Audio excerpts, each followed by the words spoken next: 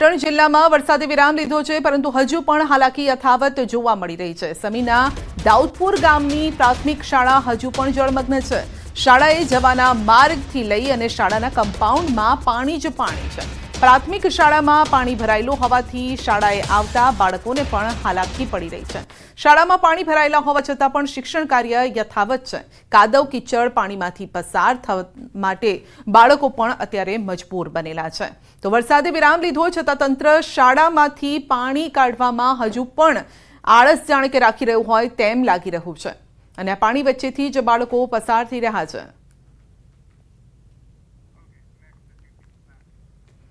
અતિવૃષ્ટિના કારણે ખેતરોમાં થયેલા નુકસાન પર કૃષિ મંત્રીનું નિવેદન છે। રાજ્યમાં પાક નુકસાનીના સર્વેની ચાલી રહી છે કામગીરી તેવું રાઘવજી પટેલનું કહેવું છે।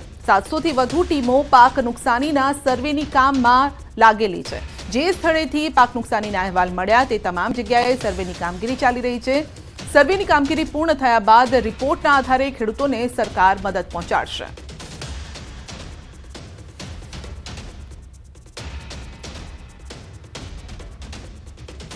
અતિવૃષ્ટિના કારણે જે નુકસાન થયું છે એની સર્વેની કામગીરી સમગ્ર ગુજરાતમાં ચાલી રહી છે।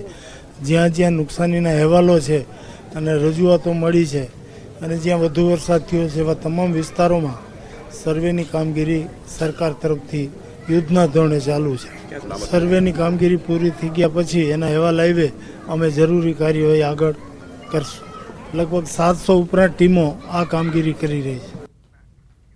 ચાઇનીઝ લસણની બબાલ વિવાદ થતા મોટો નિર્ણય લેવાયો છે। ગોંડલ માર્કેટયાર્ડમાં લસણનો વેપાર બંધ રહેશે। માર્કેટયાર્ડમાં લસણની હરાજી નહીં કરાય। ખેડૂતોને યાર્ડમાં લસણ ભરીને ન આવવા માટે અપીલ કરાઈ છે। તો આવતીકાલે તમામ માર્કેટયાર્ડમાં લસણનો વેપાર બંધ રાખવાનો નિર્ણય લેવાયો છે। બીજી તરફ ચાઇનીઝ લસણના વિરોધમાં કમિશન એજન્ટ એસોસિએશન દ્વારા વિરોધ થયો છે। કમિશન એજન્ટ એસોસિએશને આવતીકાલે 10 સપ્ટેમ્બરના રોજ લસણની હરાજી બંધ રાખી છે। માર્કેટયાર્ડમાં દૈનિક 4 થી 5 હજાર કટ્ટાની આવક વચ્ચે લસણની હરાજી બંધ રહેશે। યાર્ડમાં આવેલ ચાઇનીઝ લસણના વિરોધમાં વેપારીઓમાં ભારોભાર રોષ છે।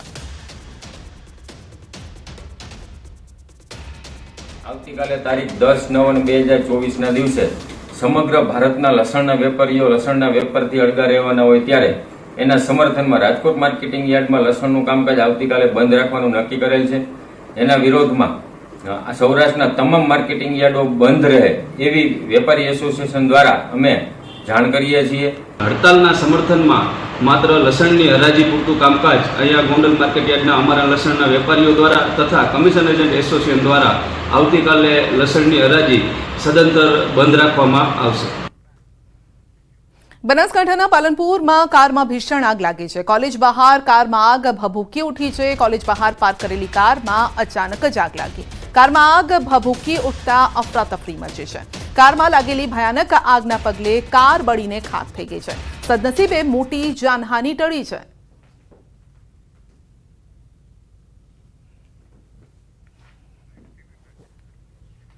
સુરતના બારડોલી નગરપાલિકાના કચરા કલેક્શન કરતા ટેમ્પોમાં ભીષણ આગ લાગી છે। બારડોલી ટાઉન હોલ ખાતે ટેમ્પો પાર્ક કર્યો હતો। ટેમ્પોમાં શોર્ટ સર્કિટથી આગ લાગી હોવાનું અનુમાન છે।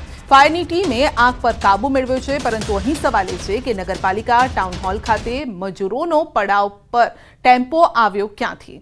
કચરા કલેક્શન કરવાના તમામ વાહન તલાવડી પાસે પાર્ક કરતા હોય છે, તો આ ટેમ્પો ટાઉન હોલના પાર્કિંગમાં કેમ પાર્ક કર્યો? લોકોના માટે ટોક ઓફ ધ ટાઉન અત્યારે આ જે કિસ્સો છે તે થઈ રહ્યો છે।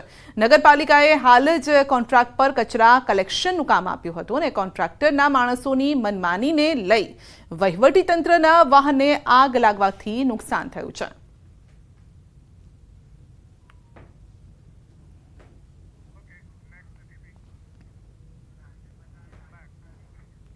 સુરતમાં હવે બુલડોઝરવાળી શરૂ। ગેરકાયદેસર બાંધકામો સામે બુલડોઝર ફેરવાયું છે। સૈયદપુરા પોલીસ ચોકી નજીક દબાણો હટાવાયા છે।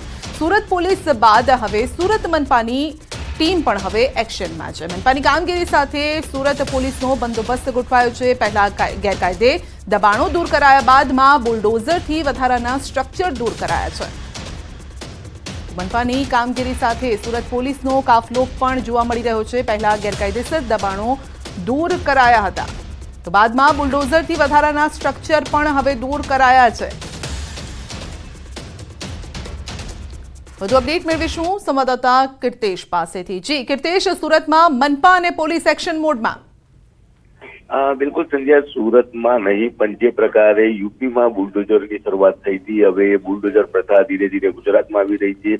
ગઈકાલે સુરતના રામપુરા વિસ્તારમાં જે પ્રકારે અસામાજિક તત્વો અને લોકો દ્વારા જે હંગામો મચાવવામાં આવ્યો હતો, તેને બાંધમાં લેવામાં આવ્યું હતું, ડરનો માહોલ ઉભો કરવામાં આવ્યો હતો અને જે રીતે ધાર્મિક સમય ચાલી ગયો છે, ધાર્મિક કાર્યક્રમો ચાલી રહ્યા હતા, તેને બંધ કરી સુરતની શાંતિ દોરવાનો પ્રયાસ કરવામાં આવ્યો હતો। ત્યારે હવે પોલીસ અને મહાનગરપાલિકા એક્શન મોડમાં છે। રામપુરા અને સૈયદપુરા વિસ્તારમાં જે પ્રકારે રસ્તા ઉપર ગેરકાયદેસર દબાણ કરીને અને જે લોકો તંબુ બાંધીને બેસી ગયા હતા, તે તમામ લોકોના તંબુ અને દબાણો દૂર કરવા માટે હવે મહાનગરપાલિકા અને પોલીસ એક્શન મોડમાં આવી છે અને બુલડોઝરની મદદથી તે તમામ દબાણો દૂર કરવાની કામગીરી શરૂ કરી છે। કારણ કે જે પ્રકારની આ ઘટના હતી, સામાન્ય બાબતથી મામલો જીતે વિચકાયો હતો। પોલીસ સાથે 4 કલાક સંઘર્ષ થયા બાદ પોલીસે લાઠીચાર્જ કરવો પડ્યો હતો, ટીયર ગેસ છોડવો પડ્યો હતો અને જે પ્રકારની સ્થિતિ ઊભી થઈ હતી, એટલે કે આ પ્રકારની સ્થિતિ ભવિષ્યમાં ના થાય અને આરોપીઓ અને ગુનેગારોને ખ્યાલ આવે કે જો તમે કાયદાને હાથમાં લેશો તો પોલીસ અને સરકાર કાયદો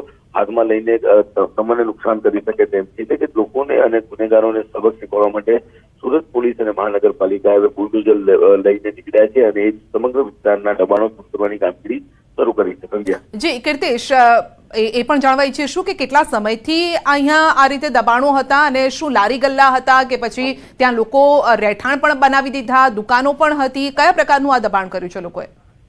બિલકુલ રોડ ઉપર ગમે ત્યાં તેઓ દ્વારા દબાણ કરવામાં આવતું હતું અને ખાસ કરીને કહી શકાય કે જે પ્રકારે વર્ષોથી આ લોકો દબાણ કરીને બેઠા હતા। રોડ ઉપર કોઈ પણ જાતનો વેપાર ધંધો કરતા હોય છે અને જયારે આવી કોઈ માથાકૂટ થતી હોય છે ત્યારે આવા અસામાજિક તત્વો ઘૂસણછોડ ઉભું કરતા હોય, ખાસ કરીને રસ્તા પર ઉભેલા દબાણ કરતા તમામ લોકો જે પ્રકારે ગઈકાલની ઘટનામાં નુસન્સ ક્રિએટ કર્યું હતું અને આવી મોટાભાગની બેઠકો ઉપર કહી શકાય કે જે પ્રકારે નુસન્સ કરતા હોય છે તે એને લઈને પોલીસે અને મહાનગરપાલિકાએ હવે દબાણ દૂર કરવાની કામગીરી શરૂ કરી છે। જેને લઈને જી કીર્તેશ, સામાન્ય રીતે કોઈ પણ બાંધકામ કરતા હોય તો કોર્પોરેશનની મંજૂરી લેવાની હોય છે, પ્લાન પાસ કરાવવાનો હોય છે, પરંતુ અહીંયા તો એ જ લાગી રહ્યું છે કે કોઈ પણ પરમિશન વગર આ બધું ઊભું કરી દેવાયું છે।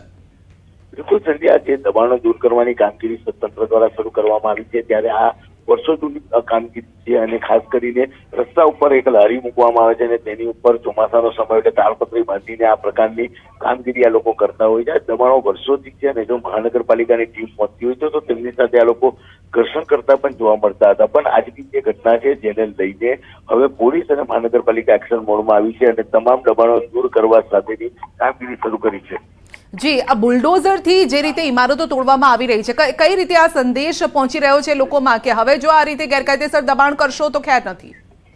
બિલકુલ, પોલીસ અને માત્ર પોલીસ નહીં પણ મહાનગરપાલિકા એક સંદેશ આપવા માંગી રહી છે કે તમે ગમે તેવું કરશો, કાયદો હાથમાં લેશો, કાયદાનું નિયમો તોડશો તો ચોક્કસપણે નુકસાન તમામ લોકોને જશે। કારણ કે ગેરકાયદેસર રોડ પર વેપાર કરતા લોકો દબાણ કરતા હોય છે, તેઓ કોઈ પણ જાતનો ટેક્સ નથી ભરતા અને ખાસ કરીને લારી ગલ્લા, ચાની લારીઓ હોય છે, ગલ્લા છે કે આ જગ્યા એવી છે કે જ્યાં સારા લોકો સાથે અસામાજિક તત્વો પોતાનો અડ્ડો જમાવીને બેસતા હોય છે। ત્યારે ચોક્કસપણે આ પ્રકારનું જયારે કામગીરી કરે છે ત્યારે એ લારી ચલાવતા વ્યક્તિને ખ્યાલ આવે કે જો હું અસામાજિક વ્યક્તિને બેસાડીશ, અસામાજિક તત્વોને બેસાડીશ તો એ લોકોના પાપના લીધે નુકસાન ભોગવવાનું મારે આવશે। એટલે કે સીધો મેસેજ આપવામાં આવી રહ્યો છે ગુનેગારો હોય કે ગુનેગારોને બેસાડી તેમને કહી શકાય કે પ્રોત્સાહન આપતા હોય તમામ માટે આ સંદેશો સુરત પોલીસે જારી કર્યો છે। ભૂતકાળમાં પણ સુરત પોલીસ દ્વારા ગુનેગારોના મકાનો ઉપર, મિલકતો પર બુલડોઝર ફેરવ્યા છે, પણ ગઈકાલે જે પ્રકારે સુરત શહેરને બાંધમાં લેવામાં આવ્યું હતું, 5 કલાક સુધી ઘર્ષણના દ્રશ્યો સામે આવ્યા હતા।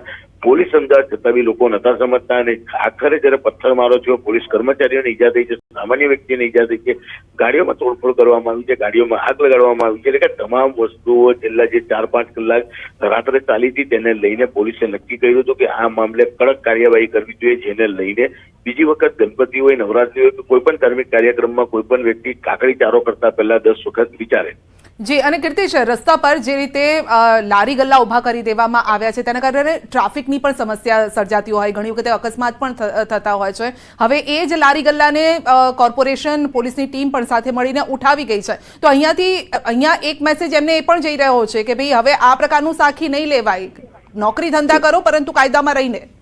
બિલકુલ સંધ્યા, સુરત શહેર ગુજરાતનું આર્થિક પાટનગર કહેવામાં આવે છે. અલગ અલગ રાજ્યથી લોકો રોજીરોટીની તલાશમાં અહીંયા આવીને વસ્યા છે. કોઈ નોકરી કરે છે, કોઈ પાનનો ગલ્લો છે, તો કોઈ નાસ્તાની લારી ચલાવીને પોતાના પરિવારનું ગુજરાન ચલાવતું હોય છે. પણ જે પ્રકારની આ ઘટના છે, ગેરકાયદેસર રોડ ઉપર કબજો કરો છો અને ત્યાંથી જયારે ગાડીઓ પસાર થતી હોય છે, ટ્રાફિકને બી ખૂબ જ નડતરરૂપ થતા હોય છે. પણ તંત્ર અને પોલીસ કહી શકાય કે આ ખાડા કાન કરતા હોય કે કોઈ વ્યક્તિને રોજીરોટી મળતી હોય. પણ જે પ્રકારની આ ઘટના બની છે તેને લઈને હવે કોઈ પણ સંજોગે આવી તમામ ગેરકાયદેસર વસ્તુઓ દૂર કરો. જેને લઈને કારણ કે આ વિસ્તારો એવા છે કે જ્યાં સામાન્ય મોટરસાયકલ અડી જવાને લઈને પણ હંગામો થઈ જતો હોય છે. ભૂતકાળમાં મોટરસાયકલ અડવાને લઈને બંને કોમના લોકો આમને સામને આવીને પથ્થરબાજી કરી છે, કાચની બાટલીઓ મારતા હોય તેવા દ્રશ્યો સામે આવ્યા છે. ત્યારે ચોક્કસ એક મેસેજ જાય કે ભાઈ ધંધો રોજગાર ગુજરાતમાં કરવો છે, સુરતમાં કરવો છે તો કાયદામાં રહેવાનું. અને જે પ્રકારે ગુજરાતના ગૃહમંત્રી હર્ષ સંઘવીએ પહેલેથી ચેતવણી આપી છે, કાયદામાં રહેશો તો જ ફાયદામાં રહેશો, કાયદાનું ઉલ્લંઘન કરશો તો કાયદો જ્યારે તેનું કામ કરશે તો તેનો માર્ગ તમામ લોકોને વેઠવાની વારી આવશે. જી કીર્તેશ, અને જે રીતે રાત્રે ઘટના બની એ બાદ તુરંત જ જે એક્શન લેવામાં આવ્યું છે, આજે સવારથી પણ જે ટીમો છે એ રસ્તા પર ફરી રહી છે, અલગ અલગ રીતે કાયદાનું પાલન કરાવી રહી છે, એથી સુરતી લાલાઓને હવે કયો મેસેજ મળી રહ્યો છે અહીંયાથી? બિલકુલ સંજ્ઞા, રાત્રે ઘટના બનતાની 15 જ મિનિટમાં પોલીસના મોટા ટોળા ઢાળા પહોંચી ગયા હતા. પણ પોલીસ એક્શન મોડમાં એટલા માટે નથી આવતી કારણ કે ધર્મ સાથે જોડાયેલી વાત હતી, લોકોની આસ્થાની વાત હતી. જો પોલીસ કઈ રીતે એક્શન લે તો ચોક્કસપણે કહી શકાય કે તેનો એક ખોટો મેસેજ શહેરમાં જાય. અને જે પ્રકારે સુરતમાં 80,000 કરતા વધારે ગણેશની પ્રતિમાની સ્થાપના થઈ છે, જ્યારે ચોક્કસ વાતાવરણ ઢોરાય એના માટે પોલીસ ખૂબ જ સંયમ રાખીને બેઠી હતી. પણ અસામાજિક તત્વો અને જે પ્રકારે રજૂઆત કરવા આવેલા, વિરોધ કરવા આવેલા લોકોએ પોલીસ સાથે ઘર્ષણ કર્યું છે, પોલીસ ઉપર હુમલા કર્યા છે, જેને લઈને 5 કલાકના સંયમ બાદ પોલીસે સંયમ તોડ્યો હતો અને લોકોને હલકો લાઠીચાર્જ કર્યો હતો. ટીયર ગેસના સેલ ફોડીને જ્યાંથી લોકોને પોતાના ઘર સુધી પહોંચે તે પ્રકારનો પ્રયાસ કર્યો હતો. કીર્તેશ, પરંતુ હજુ આ ગણેશોત્સવને હજુ અઠવાડિયું બાકી છે. પોલીસનો કઈ રીતે પ્લાન છે કે આગળના સમયમાં આવી ઘટના ન બને તેને લઈને કઈ રીતે? કારણ કે સુરતની આ ઘટના બાદ રાજકોટમાં પણ પડઘા પડ્યા છે. રાજકોટમાં પણ એક એક્શન પ્લાન તૈયાર કરવામાં આવ્યો છે કે આ પ્રકારની ઘટના ન બને તે માટે રાત્રે પણ પોલીસ પેટ્રોલિંગ વધારી દેવામાં આવશે. પંડાલોમાં પણ જે અમુક લોકો રાત્રિભર બેસી રહેતા હોય છે, અસામાજિક તત્વોનો અડ્ડો બનતો હોય છે, તો એવા લોકો પર પણ ખાસ નજર રાખવામાં આવશે. સુરતમાં કઈ રીતે રહેશે? સંજય, જે જગ્યા પર ઘટના બની છે એ વિસ્તાર સંવેદનશીલ વિસ્તારમાં આવતો હોય છે. પોલીસ દ્વારા વર્ષોથી એક એક્શન પ્લાન બનાવવામાં આવ્યો છે. 1996 બાદ આ વિસ્તારમાં આ પ્રકારની ઘટના પ્રથમ વખત બની છે. અહીંયા પોલીસ રાત્રિ દરમિયાન પેટ્રોલિંગ કરતી હોય છે, ફિક્સ પોઈન્ટ બનાવેલા હોય છે, રાત્રિ દરમિયાન પોલીસને તૈનાત કરવામાં આવતી હોય છે અને સતત આખી રાતે વિસ્તારોમાં પોલીસની પીસીઆર વાન પડતી હોય છે. પણ 1996 પછીની જે પેટર્ન બદલાઈ છે અને જે પેટર્ન બદલાયા પછી કાલની જે ઘટના છે એટલે ચોક્કસ પોલીસે એક્શન પ્લાન સાથે નવી પેટર્ન બનાવી છે. અને સુરતમાં જયારે 80,000 કરતા વધુ પ્રતિમાની સ્થાપના થઈ છે, ત્યારે દરેક ગણપતિ પંડાળો ઉપર પોલીસની મદદ સાથે પોલીસનું પેટ્રોલિંગ રહેશે, હોમગાર્ડની તૈનાતી કરવામાં આવી છે. અને જે સંવેદનશીલ વિસ્તારો છે ત્યાં આગળ પોલીસ દ્વારા આખી રાત પેટ્રોલિંગ કરવામાં આવશે. એટલે ચોક્કસ આગામી 7-8 દિવસ છે તે પોલીસ માટે ખૂબ જ કપરા છે. પણ આ ઘટનાનું ભવિષ્યમાં પુનરાવર્તન ના થાય કારણ કે ગણપતિ પટનાની સાથે થોડા સમયમાં નવરાત્રી આવી રહી છે અને નવરાત્રીમાં પણ આ જ પ્રકારના કાકરીચારા થતા હોય છે. એટલે કે પોલીસે મોટા પ્રમાણમાં એક્શન પ્લાન બનાવ્યો છે અને શહેરના જે સંવેદનશીલ વિસ્તારો છે તેમાં પોલીસની સંખ્યા વધારવામાં આવી છે, પેટ્રોલિંગની સંખ્યા વધારવામાં આવી છે અને વિસર્જનમાં પણ આ પ્રકારની કોઈ ઘટના ના બને. બિલકુલ, તો નિયમ વિરુદ્ધની કોઈ પણ કરતૂત હશે તો એ સાખી નહીં લેવાય. અહીંયાથી સુરત પોલીસનો અને ગૃહ રાજ્યમંત્રીનો પણ સીધો સંદેશ અહીંયાથી જઈ રહ્યો છે. કીર્તેશ, આપનો આભાર. જૂનાગઢ બાટવા પોલીસ સ્ટેશન હદમાં 1 કરોડથી વધુની લૂંટના બનાવની ઘટનામાં પોલીસે 3 વ્યક્તિને ઝડપ્યા છે. ફરિયાદી કલાગોલ્ડના કર્મચારી યાજ્ઞિક જોશી, અન્ય સાથી ધનરાજ ભાડગે અને મોહિત જોશીની ધરપકડ કરાઈ છે. ફરિયાદીએ ખોટી ફરિયાદ નોંધાવી લૂંટનું નાટક રચ્યું હતું. એલસીબી પોલીસે ફરિયાદી મોહિત જોશી અને તેના સગા ભાઈ યાજ્ઞિક જોશીએ લૂંટમાં રચાયેલા નાટકનો પર્દાફાશ કર્યો અને કલાગોલ્ડ નામની અમદાવાદની કંપનીના સેલ્સમેન લૂંટના ભોગ બન્યા હતા અને તેવું 5 સપ્ટેમ્બરે ફરિયાદમાં નોંધાવ્યું હતું. 3 વ્યક્તિઓએ પાછળથી આવી છરી વડે ઝપાઝપી કરી લૂંટ કરી હોવાનું નાટક રચ્યું અને કુલ 1,15,82,000ની લૂંટની ખોટી પોલીસ ફરિયાદ નોંધાવી.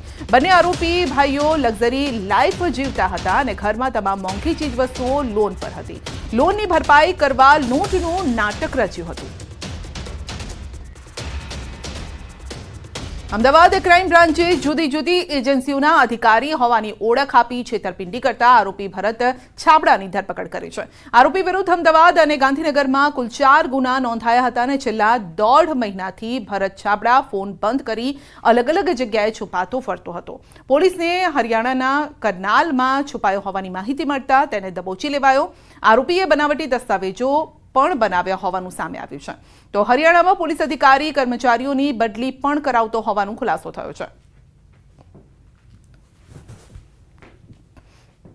આ ભરત છાબડા જે છે મૂળ સિકંદરપુર મેટ્રો સ્ટેશન પાસે ગુરુગામ હરિયાણાનો છે અને ત્યાં રહે છે અને મૂળ વતન જ્યાંના પેરેન્ટલ હોમ જે છે એ સેક્ટર 13 કરનાલ હરિયાણા ખાતેનું છે. આરોપી વિરુદ્ધ 3 ગુના અમદાવાદ ક્રાઇમ બ્રાન્ચ ખાતે નોંધાયા બાદ આ જ પ્રકારનો એક ગુનો ગાંધીનગર જિલ્લાના અડાલજ પોલીસ સ્ટેશન ખાતે પણ નોંધવામાં આવેલો છે. ત્યાં પણ એ જે હોટલમાં રોકાયેલ હતો ત્યાં પણ આ જ પ્રકારે પોતાનો પ્રભાવ ઊભો કરી બનાવટી દસ્તાવેજો વગેરે રજૂ કરીને ત્યાં પણ એણે હોટલમાં મળતી સેવાઓનો મફત ફાયદો લીધેલો છે. તો હરિયાણાના કરનાલથી આરોપીને દબોચી લેવાયો છે. વિવિધ એજન્સીઓના અધિકારીઓની ઓળખ આપતો હતો અને ખોટા કામ કરતો હતો, લોકોને ઝાંસામાં લેતો હતો. તો વધુ એક નકલી અધિકારીને પકડી પડાયો છે.